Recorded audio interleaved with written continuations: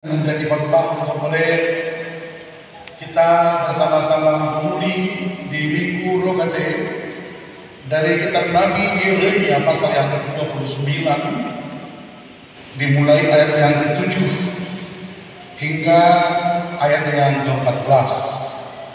Saya akan baca untuk kita sekalian.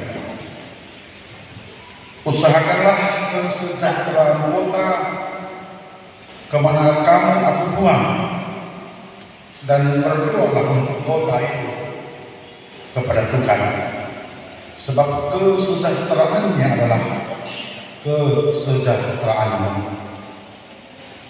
Sungguh beginilah firman Tuhan semesta Allah Israel, janganlah kamu diperdayakan oleh nabi-nabimu yang ada di tengah-tengahmu, dan oleh juru-juru tenungmu, dan janganlah kamu dengarkan mimpi-mimpi yang mereka mimpikan, sebab mereka bernubuat palsu kepadamu demi namaku.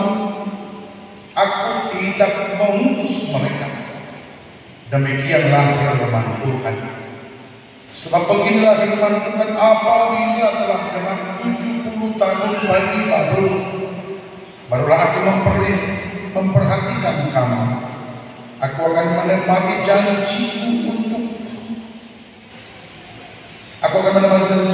itu kepadamu dengan mengembalikan kamu ke tempat ini.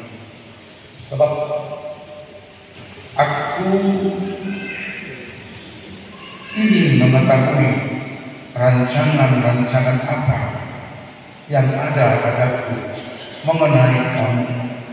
Demikianlah firman Tuhan, yaitu rancangan damai sejahtera dan bukan rancangan kecelakaan, untuk memberikan kepadamu hari depan yang penuh harapan. Dan apabila kamu bersujud dan datang untuk berdoa kepadaku, maka aku akan mendengarkan kamu. Apabila kamu mencari aku, kamu akan menemukan aku. Apabila kamu menanyakan aku dengan segenap hati, aku akan memberi kamu menemukan aku. Demikianlah firman Tuhan. Dan aku akan memulihkan keadaanmu, dan akan mengumpulkan kamu dari antara segala bangsa dan dari segala tempat di mana kamu telah kucerai-beraikan. Demikianlah firman Tuhan. Dan aku akan mengembalikan kamu ke tempat yang dari mana aku telah membuang kamu. Demikian Bapak Ibu yang dikasihi Tuhan, firman ini boleh menjadi sebuah pergumulan dalam kehidupan kita, di mana pada minggu Rogate ini, yang artinya berdoa, dan kita dididik pada sebuah pengharapan dan penyatuan pemahaman melalui seruan tema berdoa untuk kesejahteraan kota atau bersama. Bapak Ibu saudara-saudara, berdoa dalam konteks kehidupan kekristenan adalah sebuah komunikasi pribadi dengan Allah dalam kehidupan kita. Doa merupakan bagian penting dalam kehidupan rohani kita, karena dalam doa kita menyampaikan sebuah pengakuan yang sangat berarti dalam hubungan kita dengan Allah. Martin Luther mengatakan doa adalah percakapan pribadi dengan Tuhan, bukan sekedar rutinitas. Atau doa menurut Martin Luther adalah perbuatan baik untuk mendapatkan pahala dalam kehidupan kita. Oleh karena itu, Bapak Ibu saudara-saudara, Jikalau kita berdoa, jikalau kita hadir pada saat ini dalam ibadah ini, bagaimana? Karenakah atau supaya? Kira-kira bagaimana? Kita berdoa, kita hadir di sini karena atau supaya? Kira-kira bagaimana Bapak? Karena PP supaya gimana kira-kira? Engkau berdoa supaya atau karena?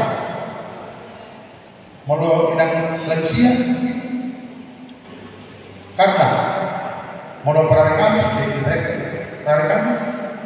Karena ada enggak dari antara kita berdoa adalah supaya? Ada di sini ya, supaya ya. Supaya Bibi supaya juga, supaya cantik, supaya dapat ujian gitu, supaya dapat jodoh gitu. Gimana kira-kira? Supaya cepat kaya, supaya kita mendengar apa yang diberikan Tuhan, supaya sehat, kira-kira begitu ya. Bukan kita berdoa bukan karena berkat Tuhan. Kira-kira bagaimana? Ini perlu nih. Kita berdoa, kita bergereja, kita memuji nama Tuhan supaya apa? Kita berdoa, kita memuji Tuhan adalah karena kita mensyukuri. Coba kalau tak sampai kita ketemu hari ini, kan kita berdoa, kita memuji Tuhan adalah karena Dia menyertai kita, karena Dia masih memberikan nafas kehidupan kepada kita. Kita memuji Tuhan, kita boleh bersekutu di sini adalah karena kita mensyukuri, bukan supaya. Tuh, hati-hati BB, jangan berdoa supaya dapat ujian begitu ya. Berdoa, bersyukur masih boleh diberikan waktu mengikuti ujian, itu loh. Ya kan? Berdoa masih diberikan nafas kehidupan. Coba kalau nggak diberikan, mana ketemu kita di sini? Kan di situ. Jadi semua yang boleh menjadi sebuah pengharapan kita adalah karena Tuhan menyertai kita. Bapak Ibu saudara-saudara, tentu ada harapan dalam doa yang kita sampaikan. Karena ada begini, di satu kampung, Tuhan, dia berdoa sama Tuhan, pasu-pasu makin rekor dari Pulau Batam, pasu-pasu makin rekor dari Dumai, pasu-pasu makin rekor dari Bandung. Berkatilah anak saya yang di Jakarta, katanya. Berikan kepada mereka sukacita, katanya. Amin. Lalu dengan yang anak yang tinggal di kampung itu, bahasa dalam kota kalau mau mak, katanya, gitu kan? Amal usmiat makna, dah tiada setorang, katanya gitu. Itu kadang-kadang membuat kita dalam bentuk apa yang kita doakan itu, di dalam apa yang kita harapkan itu, tidak pada seperti apa yang memang menjadi bagian daripada bentuk apa yang kita harapkan daripada Tuhan. Tapi itu saudara-saudara, apa yang mau disampaikan dalam minggu rogate ini dalam sebuah panduan tema kita berdoa untuk kesejahteraan bersama adalah sebuah harapan dalam sebuah tindakan yang positif dan bermanfaat dalam kehidupan kita. Karena dengan berdoa kita menunjukkan kepedulian dan cinta kasih kepada sesama serta memohon kepada Tuhan agar semua yang ada dalam kehidupan kita mendapatkan kondisi atau kehidupan yang baik di tengah-tengah kehidupan kita. Bapak Ibu saudara-saudara, itulah doa kita. Artinya apa yang disampaikan tadi, berdoa untuk kesejahteraan bersama. Ini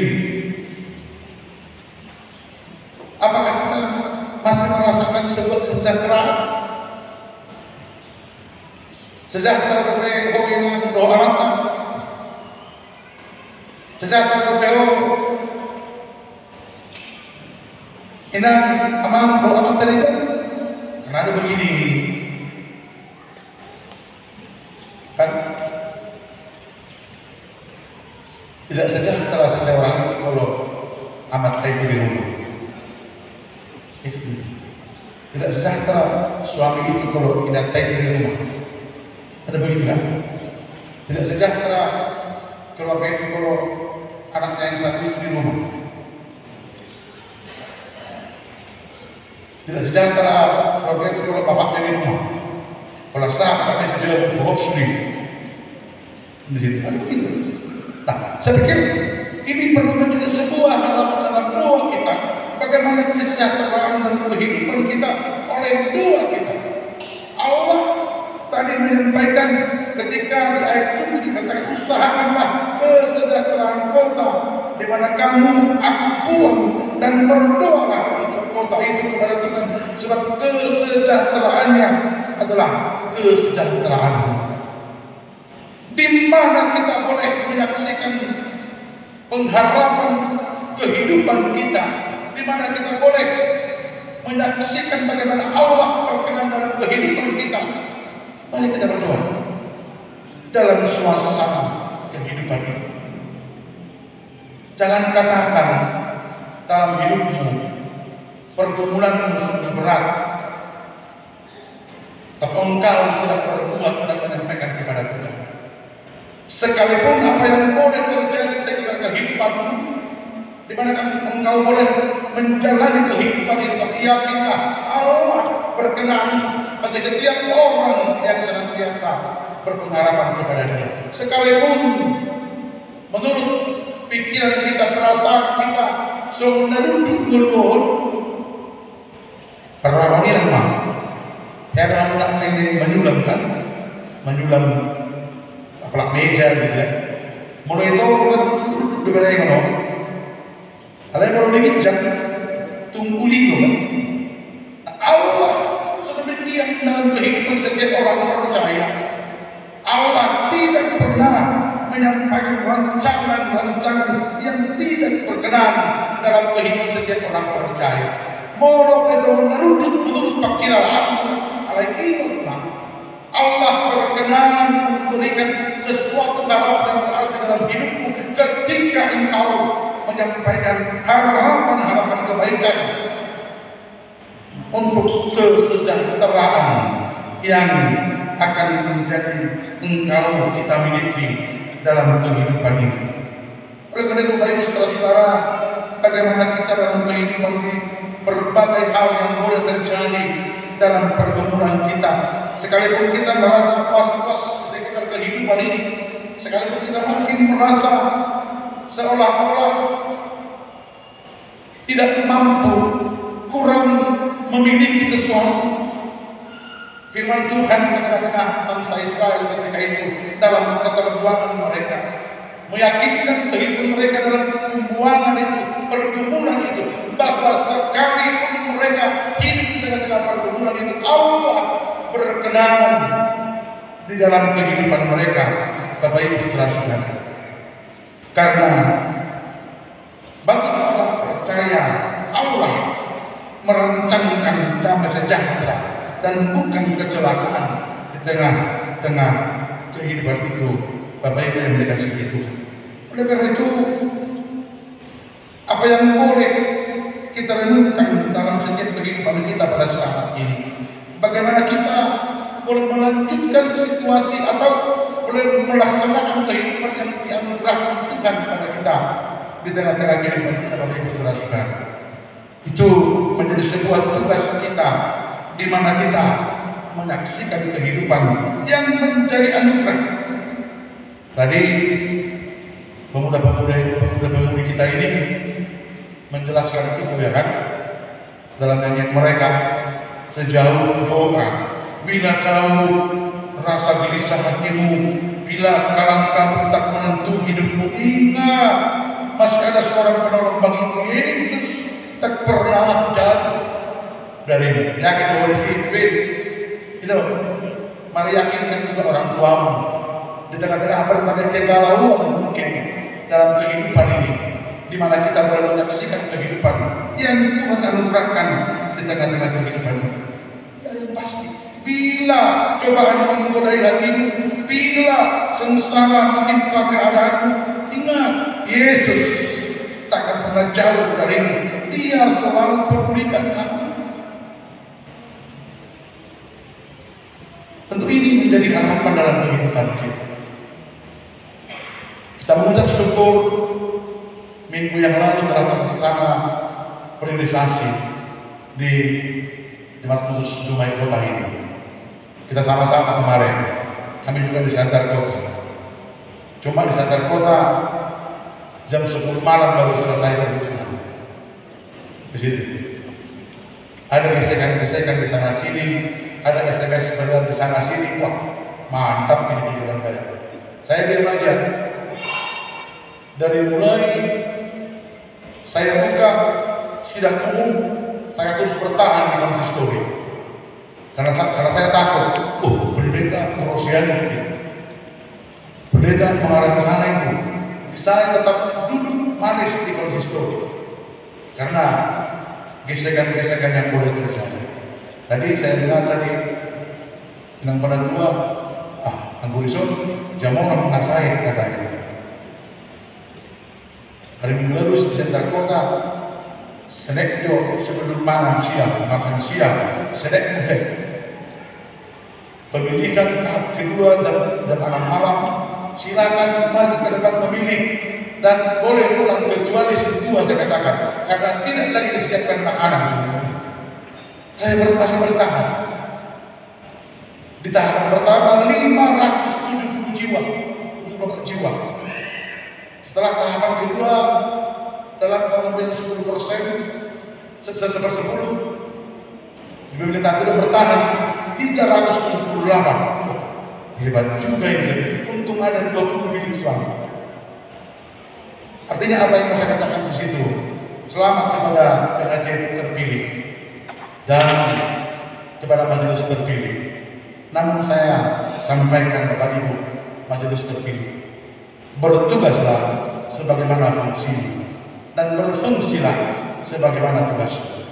Sekali lagi, bertugaslah sebagaimana fungsimu dan bertugaslah sebagaimana fungsimu. Ini menjadi sebuah doa kita di tengah-tengah pengharapan kehidupan ke depan, sehingga Dumai Kota ini boleh semakin baik, boleh semakin berpengharapan di tengah-tengah perspektif kehidupan itu, di mana kita melaksanakan pengharapan yang berarti. Doa kita pada minggu ini tentu adalah bahagian yang utama dalam hidup kita. Itu makanya dikatakan doa adalah napas kehidupan orang percaya, ya kan? Hanya memang di gereja Lutheran pada saat ini kebanyakan yang lebih dominan berdoa adalah perempuan, ya gitu ya. Karena dimanapun kita lihat para perempuan yang sering lebih banyak datang ke gereja. Mudah-mudahan doa-doa para perempuan ini berkenan di mata Tuhan.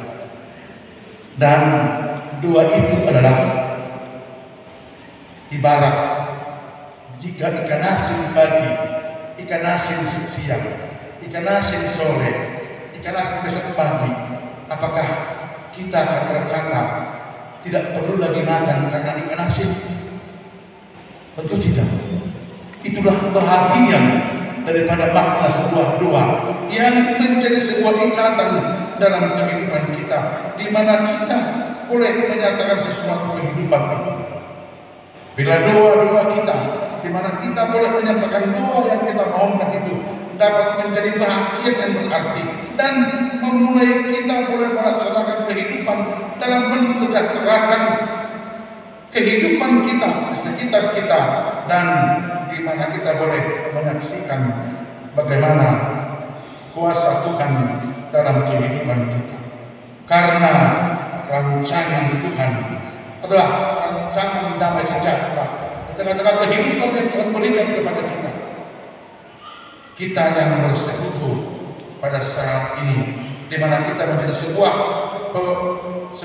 pengharapan dan pengalaman kepada kita.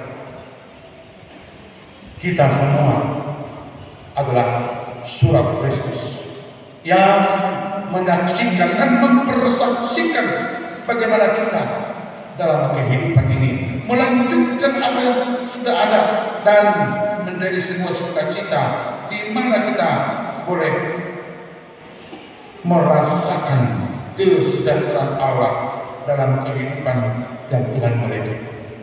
Bila firman ini untuk kita pada saat ini, dalam doa kita semakin sejahtera dalam pikiran, dalam perasaan, dalam setiap tindakan, sejahtera dalam persekutuan di tengah-tengah gereja Dumai kota ini, boleh semakin baik dalam pengharapan yang ada, sehingga apa yang menjadi harapan sukacita kita menjadi sebuah bagian daripada yang Tuhan berkati sampaikan kepada kita. Tuhan memberkati kita. Amin.